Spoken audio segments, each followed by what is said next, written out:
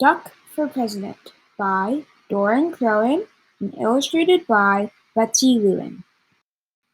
Running a farm is very hard work. At the end of each day, Farmer Brown is covered from head to toe in hay, horsehair, seeds, sprouts, feather, filth, mud, muck, and coffee stains.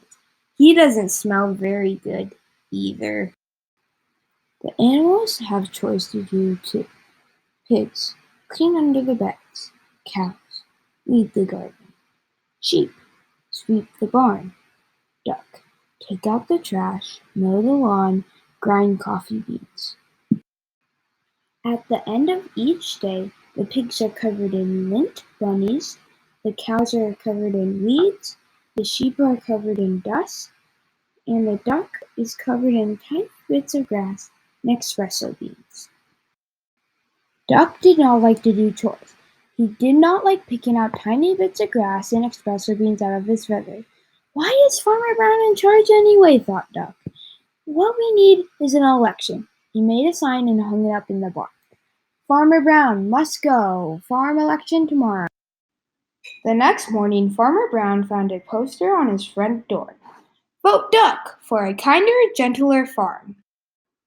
Farmer Brown was furious. He ran to the barn and found the animals registering the vote. The mice got together and protested a height requirement, so Duck crossed it off. On election day, each of the animals filled out a ballot and placed it into the box.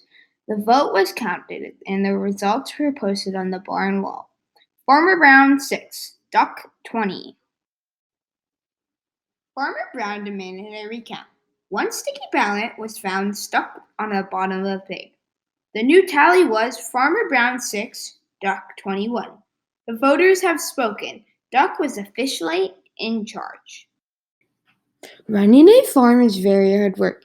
At the end of each day, the duck was covered from head to toe in hay, horsehair, seeds, sprouts, feather, filth, mud, muck, and coffee stains. Running a farm is no fun at all, thought Duck. That night, Duck and his staff started working on Duck's campaign for the governor. Duck left Farmer Brown in charge and hit the campaign trail. He visited small town diners, he marched in parades, he went to town meetings, he gave speeches that only other ducks could understand. On election day, the voters filled out their ballots in booths all over the state. The vote was counted, and the results were posted in the local paper. The governor demanded a recount. 2 sticky ballots were found stuck to the bottom of a plate of pancakes. The new tally was Miss Governor, 299,999,000. Duck, 302,000. The voters had spoken. Duck was officially in charge. Running a state is very hard work. At the end of each day, Duck was covered from head to toe in hairspray, ink stains, scotch tape, fingerprints, mayonnaise, and coffee stains. And he had a very bad headache. Running a state is no fun at all, thought Duck. That night, Duck and his staff started working on posters for the presidential election. Duck left his staff in charge and hit the campaign trail. He kissed babies in local diners. He rode in parades. He gave speeches that only other ducks could understand. He even played the saxophone on late-night television. On election day, the voters filled out their ballots in booths all over the country. The vote counted and the results were announced on CNN. The president demanded a recount. 10 sticky ballots were found stuck to the bottom of the vice president. The new tally was the voters had spoken. Duck was officially in charge.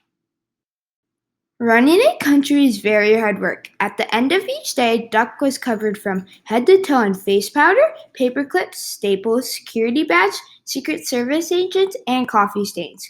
And he had a very bad headache. Running a country is no fun at all, thought Duck. Then he checked the help wanted ads. Duck needed no experience necessary, must be able to mow the lawn and grind coffee beans. Duck left the vice president in charge and headed back to the farm. At the end of each day, Farmer Brown is now covered from head to toe in hay, horsehair, seeds, sprouts, feathers, filth, mud, muck, and coffee stains. And Duck is working on his autobiography.